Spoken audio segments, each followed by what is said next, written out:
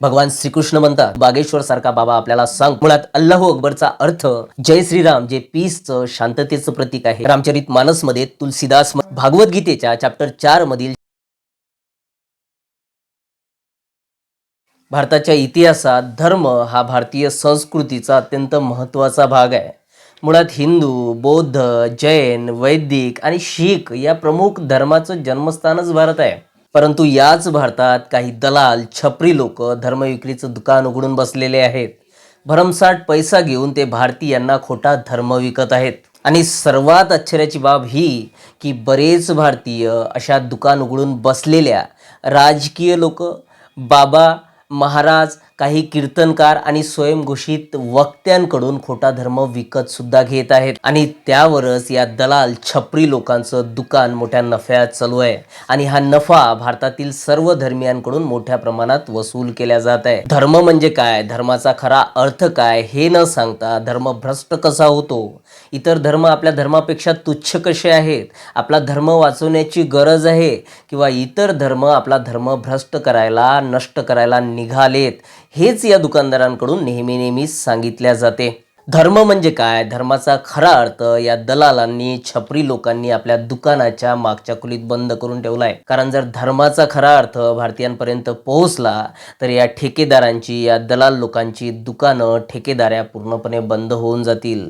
ज्या ठेकेदारीच्या भरोशावर हे लोक महागड्या मर्सिडीज, फॉर्च्युनर सारख्या गाड्यांमध्ये फिरत आहेत, मोठ्या मोठ्या बंगल्यांमध्ये राहत आहेत. आणि त्याच ठिकाणी जे लोक अशा दुकान उघडून बसलेल्या दुकानदारांपासून धर्माचे धडे घेत आहेत ते आणखी गरीब होत चाललेत. आपल्याला हे सांगतात धर्मो रक्षती रक्षित, जे मनुस्मृतीमधलं विधान आहे, ज्याचा अर्थ धर्म अशाच लोकांची रक्षा करते जे लोक धर्माची रक्षा करतात. परंतु त्याच मनुस्मृतीमध्ये धर्माची 10 लक्षणं दिलेली आहेत. धैर्य, क्षमा, संयम, चोरी न करणे, स्वच्छता ठेवणे, इंद्रियांवर ताबा मिळविणे, बुद्धी वाढविणे, शिक्षण घेणे आणि देणे, सत्याचं आचरण करणे, शांत राहणे, हे आपल्याला सांगितल्याच जात नाही. आणि खरं तर धर्माच्या या 10 लक्षणांपैकी एकाही लक्षणाचं पालन हे दुकानदार, दलाल लोक किंवा त्यांच्याकडून खोटा धर्म विकत घेणारे लोक मुळातच करत नाहीत. फक्त खोटा धर्म सांगून लोकांची डोकी भडकण्याचे कामं हे दलाल, दुकानदार लोक करत असतात. महाभारतात सांगितलंय अहिंसा परमो धर्म, म्हणजे अहिंसा हाच खरा धर्म आहे. परंतु बागेश्वर सारखा बाबा आपल्याला सांगतो, आपले डोके भडकवितो की हे अपूर्ण आहे. आणि पूर्ण आहे म्हणतो, हिंसा परमो धर्म, धर्म हिंसा तथिउच, म्हणजे अहिंसा हाच धर्म आहे, परंतु धर्मासाठी हिंसा करणं चुकीचं नाही. संपूर्ण महाभारत वाचा, त्यामध्ये कुठेच तुम्हाला असे शब्द आढळणार नाही. माझे आव्हान आहे अशा बाबांना, छपरी लोकांना, दलाल लोकांना, त्यांनी असे शब्द धर्म हिंसा तथिउच महाभारतात कुठेही दाखवून द्यावे. जगातील कुठलाच धर्म अहिंसा शिकवत नाही. फक्त हे धर्माचे दलाल लोक आपल्याला आपल्या पवित्र धार्मिक ग्रंथांचे अर्थ चुकीचे सांगतात. त्याबाबत चुकीची मानसिकता आपल्या डोक्यांमध्ये भरली जाते. काही मुस्लिम दहशतवादी संघटना अल्लाहू अकबर ही स्लोगन देतात आणि त्याचबरोबर संपूर्ण मुस्लिम जातीची बदनामी करतात. अल्लाहू अकबर या स्लोगनची सुद्धा बदनामी करतात. मुळात अल्लाहू अकबरचा अर्थ गॉड इज ग्रेट, म्हणजेच देवच सर्वश्रेष्ठ आहे असा होतो. आणि हीच बाब सर्वच धर्म मानतात की देव सर्वश्रेष्ठ आहे. परंतु हे अल्लाहू अकबर या दहशतवाद्यांकडून उच्चारल्या जाते, म्हटल्या जाते, म्हणून अल्लाहू अकबर सुद्धा बदनाम होते. त्याबद्दल चुकीची मानसिकता आपल्या लोकांमध्ये निर्माण होते. दंगली घडून आणणारे, नथुराम गोडसेला देव मानणारे, इतरांवर अत्याचार करणारे लोक जय श्रीरामचा नारा देतात.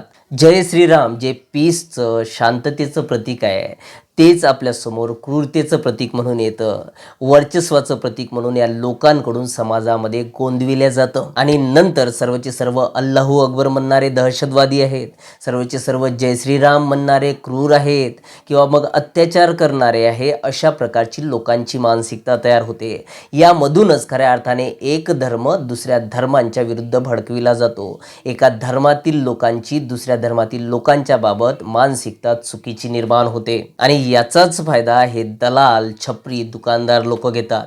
धर्माची बदनामी करून धर्माची विक्री करतात आणि लोकांमध्ये वेगवेगळ्या धर्माबद्दल चुकीच्या मानसिकता निर्माण करतात.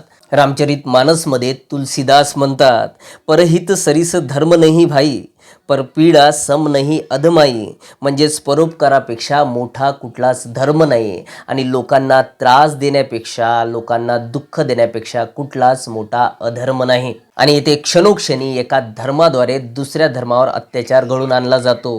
एका धर्माकडून दुसऱ्या धर्माबद्दल अभद्र विधानं केली जातात आणि हे घडून आणणारे हेच दुकानदार दलाल लोक असतात. यामध्ये कुठल्याच सर्वसामान्य लोकांचा हात नसतो, कारण त्यांना या सर्व गोष्टीची जाणीव नसते. त्यांना धर्माचा खरा अर्थ सांगितल्याच गेलेला नाही.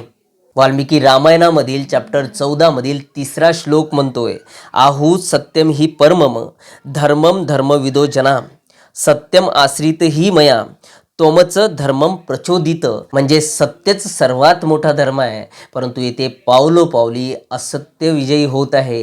पावलोपावली लोकांसोबत असत्य पद्धतीने वागल्या जात आहे, लोकांवर अन्याय केले जात आहे आणि हाच धर्माचा अर्थ लोक आपल्याला सांगत नाहीत.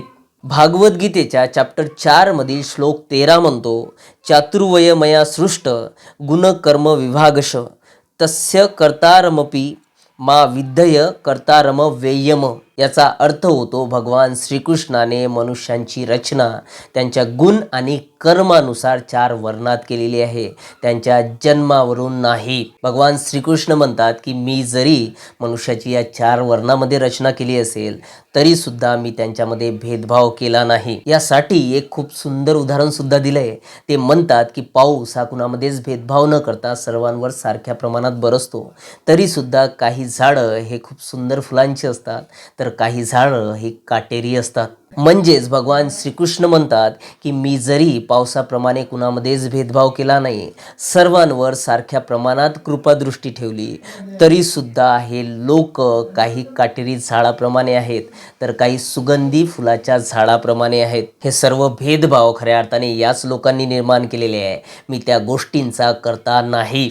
आणि येथे बरेच कीर्तनकार महाराज लोक आपल्याला भागवद्गीता सांगतात, परंतु असे खरे अर्थच आपल्यापर्यंत येऊ देत नाही किंवा त्यांचाच तेवढा अभ्यास नसतो. खरं तर अशा लोकांचा उद्देश समाज प्रबोधन करणे हा नसतोच. त्यांना फक्त त्यांचं घर चालवायचं असते, महागड्या गाड्यांमध्ये फिरायचं असते, मोठ्या मोठ्या बंगल्यांमध्ये राहायचं असते आणि या माध्यमातून लोकांची डोके भडकवायची असतात. प्रत्येक धर्माच्या साहित्यामधील प्रत्येक गोष्टीमध्ये काहीतरी चांगला महत्त्वपूर्ण मेसेज असतो, संदेश असतो, ज्याचं या लोकांना काहीच देणं घेणं नसते. लोक फक्त आणि फक्त आपल्या फायद्यासाठी आपल्या परीने त्या सर्व गोष्टींचे अर्थ लावत चाललेले आहेत. धर्माच्या नावावर फक्त आपल्याला मूर्ख बनविल्या जात आहे. म्हणून आपल्या धर्माचं पवित्र साहित्य आपण वाचा, त्याचा अभ्यास करा, त्याचे अर्थ लावण्याचे प्रयत्न करा. कारण ते वाचून जे लोक आपल्याला सांगत आहेत ते त्यांचा नफा आणि व्याज या दोन्ही गोष्टी इन्क्लूड करून सांगत आहेत. प्रत्येकच धर्मामधील खरं तत्वज्ञान जर त्या लोकांनी आपल्या समोर आणलं तर धर्माधर्मांमध्ये कधीच भेदभाव राहणार नाही. कुठलाच धर्म दुसऱ्या धर्माला नीच समजणार नाही आणि परिणामस्वरूप या लोकांची दुकानं बंद होऊन जातील आणि तेच यांना नको आहे. म्हणूनच हे लोक आपल्याला धर्म विकायला निघालेत. धर्म नाही तर खोटा धर्म विकायला निघालेत आणि ते विकत आहेत आणि काही मूर्ख लोक, डोकं नसलेले लोक त्यांच्या मागे सुद्धा लागत आहे. त्या लोकांच्या तिजोऱ्या भरत आहेत. आय होप धर्माचा खरा अर्थ आपल्या सर्वांना कळला असेल. आजच्यासाठी एवढंच. व्हिडिओ कसा वाटला कमेंटमध्ये नक्कीच कळवा. व्हिडिओ योग्य वाटला असेल तर लाईक, सबस्क्राईब आणि शेअर करायला विसरू नका. पुन्हा एकदा नवीन विषयासह, महत्त्वपूर्ण विषयासह, समाज उपयोगी विषयासह भेटू. तोपर्यंत जय हिंद, जय महाराष्ट्र.